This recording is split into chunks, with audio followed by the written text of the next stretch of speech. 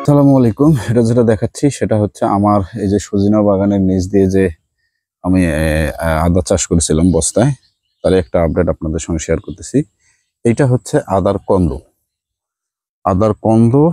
এটা গত বছর আমি যে বস্তায় আদাগুলো করেছিলাম সেই আদা থেকেই আর কি আমি এখানে লাগাইছি আর কি, আদার কন্দ লাগাইছি। এগুলো বাইরে থেকে কিনতে হয়নি, আমারই ছিল। এই যে দেখতেছেন ইতিমধ্যে গাছগুলো মোটামুটি অনেক বড় হয়ে গেছে এবং ৫, ৬টা, ৭টা, ৮টা করে গাছের গাছের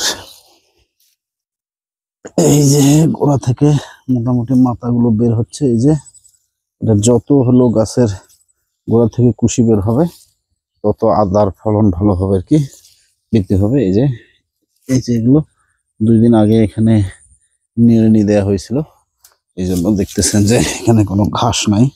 নিড়ানি দিয়ে মাটি উঁচু করে দেওয়া হয়েছে এবং আজকে আমরা এখানে স্প্রে দিচ্ছি, একটু পরে এখানে স্প্রে দিবে। কিছু কিছু উপরের পাতাগুলো এই যে হলুদ দেখা যাওয়ার কারণে এবার এখানে স্প্রে দেবো।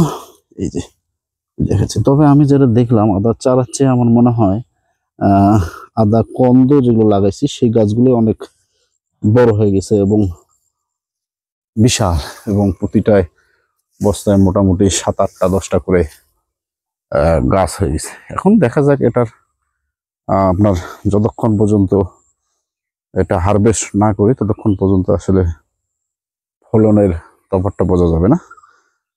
তো দেখি এটার আপডেট পরবর্তীতে আপনাদের সঙ্গে শেয়ার করব। ধন্যবাদ সকলকে, ভালো থাকবেন। আসসালামু আলাইকুম।